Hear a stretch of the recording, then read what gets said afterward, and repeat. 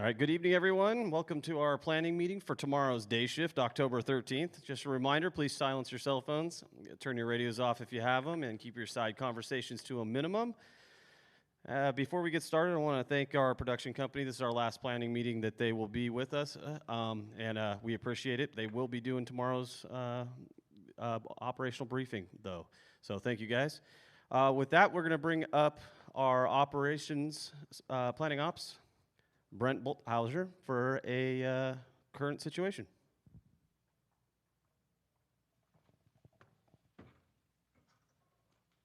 Brent Boltzhauser, Planning Ops Trainee. Right now, today on Division Mike. Can we put the map up? Okay, thanks. They had direct line from Vermilion to China Camp, and they followed that up with a hose lay. I think that's complete. I haven't got a confirmation on that yet.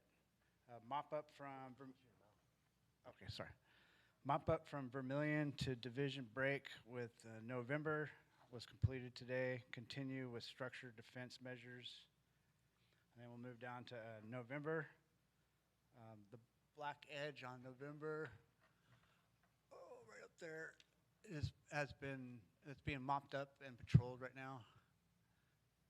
And then direct line around the whole division. It's been followed by host, so there's a line around the whole division of November. Going from they're going to fire a small section of the line. It's about 1,800 feet tonight if conditions are favorable. Completely depending on that. Down to Division Papa, they're going to go direct from drop point 20. They're going to mop up from Sample Meadow to drop point 31 and then continue west with direct line. On Romeo, they're going to continue to mop up, pull any hose that's left, patrol the rest of it, and the rest of the hose is already pulled off the division. And down with SUV and WXZ, they'll be in suppression repair and patrol and mop up. End of report. Thanks, Brent. All right. Our current management objectives, they have not changed. Are they still valid? Thank you, Mike. And control objectives, still valid? Thank you. All right, with that, I'll bring up John Pendergrass with incident meteorologist for fire weather.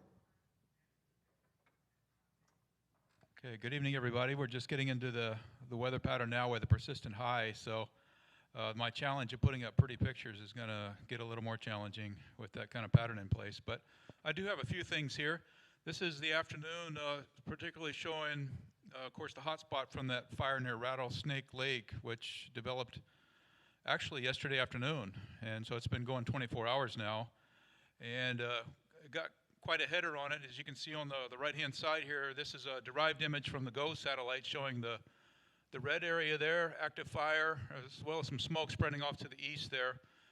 For reference purposes, this fire is in the high wilderness, approximately 15 miles south of Mammoth. So it's up there in the high wilderness area on the east side of our fire. The next slide, please. Air quality has been good. This was earlier today. Good air quality in the valley. We had some smoke that was a residual smoke under the ridge that was kind of just trapped and moving down toward the south and east during the course of the day. But all in all, smoke did remain in the fire area. Next, please. So this is the outlook. Today's temperatures already made it well into the mid-80s in the valley, so the warming trend is going in earnest now. And we're going to start seeing some 90s as early as tomorrow in the lower elevations. And even up in the fire area, we're going to start poking up into the 80s as well. The image on the right is Wednesday, showing near record high temperatures in the valley for this time of year. The Hanford Weather Office put the current records in their forecast discussion just to remind the public of how close we're going to be getting to record highs over coming days, especially the next several days or so. So it's a pretty noteworthy event that's ahead, it looks like. Next, please. So again, no big surprise here, just showing the development of the ridge as we go through the course of the week. This is a very high amplitude warm ridge that's going to be in place through the rest of the work week across California. So next. So the matrix that was worked up for today shows that we, on Monday on the far left, we already had several critical elements today when I updated this. The humidity fell as low as the teens at around 5,000 feet. We had some dry air aloft that was kind of unanticipated, and that actually cropped up for several hours this afternoon, and then we had some more humid air that made its way up from the valley. The valley air actually had some higher humidity in, so once it mixed up to the higher altitude, it helped tamper things a little bit up in that area. But just going forward, it looks like the days of interest are going to be starting Wednesday and then in through Friday. So Wednesday, Thursday, Friday, looks like very dry, very warm, and then we start cooling off a little bit this weekend. So despite the fact the ridge remains in place into the weekend, it looks like the worst of the event is going to be the Wednesday, Thursday time frame for our purposes. And do I have anything else? This was the Hanford Weather Office's social media post just showing 90s. This is a Friday afternoon forecast, almost close to 100 degrees in the west part of the valley there. So this is near record highs. And of course for the fire areas, pushing upper 80s, even at elevation, around 3,000 to 4,000 feet. So this is a pretty noteworthy event that we have ahead, and we'll just have to see how things pan out. That's end of report. All right. Thank you, John. All right, our fire behavior forecast. Did talk with our FBAN. She got her orders. Hopefully, we'll be here tomorrow afternoon. She's going to confirm with me, but we did have a lengthy discussion. What I put up here, this is the GOES satellite that was picking up that heat with an overlay of our fire. You can see where it's at. That's the Rattlesnake Lake area. What it's burning in right now is predominantly timber and brush. It actually, this goes to show you what the lower RHs did not affect our heavier fuels. And it actually got up and made a pretty darn good run. There was people on the Mammoth side that actually were, the INYO was calling in smoke checks all day long thinking that it was something that was up on the crest. So to give you an idea of how much smoke was being put in on the wildfire cams, it's pretty impressive.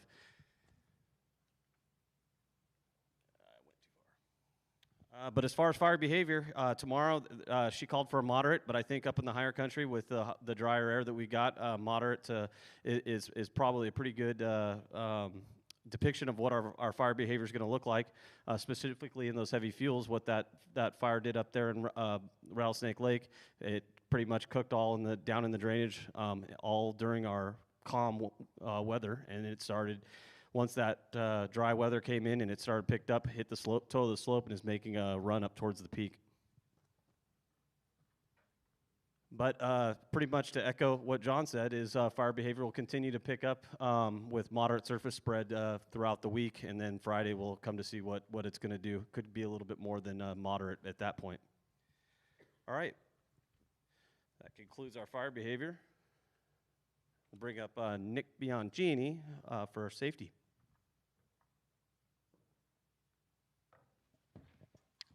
Afternoon, everyone. Nick Bianchini, safety trainee. Things have been going pretty smooth on the safety side. We did update our 215A here, throwing bears. A little bit of bear disturbance, but we're mitigating that with the California Department of Fish and Wildlife. They're sending a biologist up there. Logistics been helping out dramatically with bear boxes and bear-proof dumpsters, so we're looking good there. All the EMS personnel stayed the same, so we're doing good with coverage, 2 ambulances and 7 line safeties out there. So, end of report. All right, thanks, Nick. And for our operational assignments, we'll bring back up planning ops trainee, Brent Bolthauser.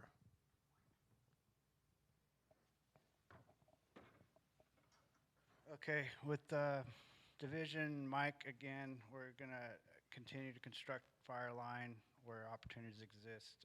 They're going to continue fire line from Warm Creek to China Camp. I think that's mostly been completed as of today. but we'll see if they got some more to do tomorrow. They will continue to conduct any defensive firing when necessary to secure any of the lines. We will continue to do structure defense measures and continue with mop-up on Division Mike. Division November will secure edges around identified values at risk, identify areas, and construct direct lines south and east of 80 and the Kaiser Pass Road. And will utilize any tactical firing operation when appropriate.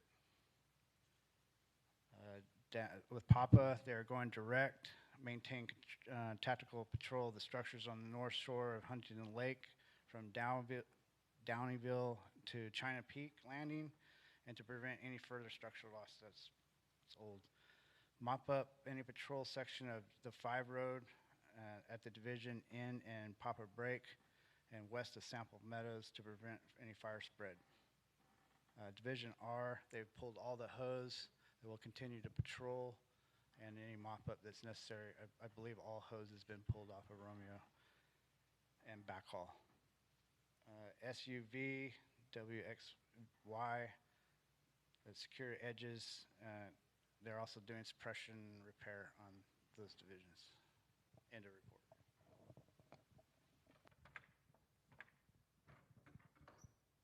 All right. Thanks, Brent. And for air operations, Brian Sexton. Good evening, everyone. Today we continue to work with North Zone to right-size the fleet. Close of business today, we'll be releasing one Type 1 and one Type 3, and today will be the last day for Mariposa Helibase. And so they completed the move with a Type 2 and a Type 3 over to Batterson Helispot on the west side there. So for tomorrow's lineup, we'll have 13 helicopters. Starting here out of Fresno, we'll have Helicopter 507 for IR, intelligence, and aerial supervision.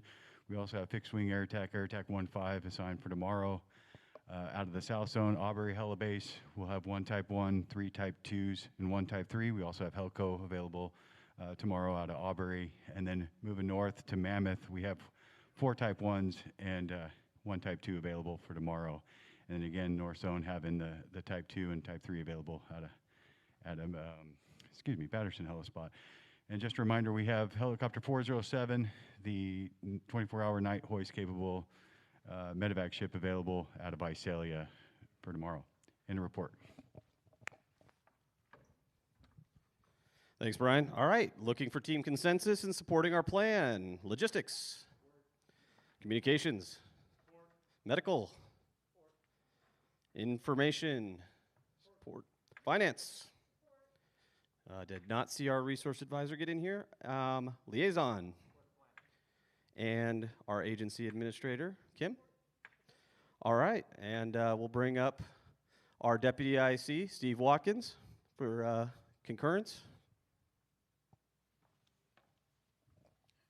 Hey, Chris, can you bring up the map here real quick? First of all, I want to say thank you to the production team back there that's been here for quite some time producing this product. We do appreciate it very much. Thank you. It's been a really pleasure to work with you and outstanding product. Let's talk about this. Up there where you see where the new break is for the zones, up there close to the fork of the San Joaquin River. Hey, that's not a surprise to us, right? That's not a surprise to us what's going on up there. We were anticipating that. We've already geared up. We've already ordered for it. So it's nothing new. We're already planning to go into that direction. So it's not a shock to anybody. We've already planned for it. Just understand, John, I wish you could give us some better news on the weather, but we'll deal with it, right? So we got some challenging times ahead of us over the next couple days, but some small victories are going to start occurring here, I think, in the next couple days, even with the weather, and that's what we're going to need to corral this thing. So with that, I approve the plan. All right, thanks, Steve. Just a reminder, IAP components are due in about 1 hour at 1800. Tomorrow morning, 0700 op briefing this morning, in this room. And with that, you can turn your phones back on, radios back on, and thank you guys very much. We'll talk in the morning.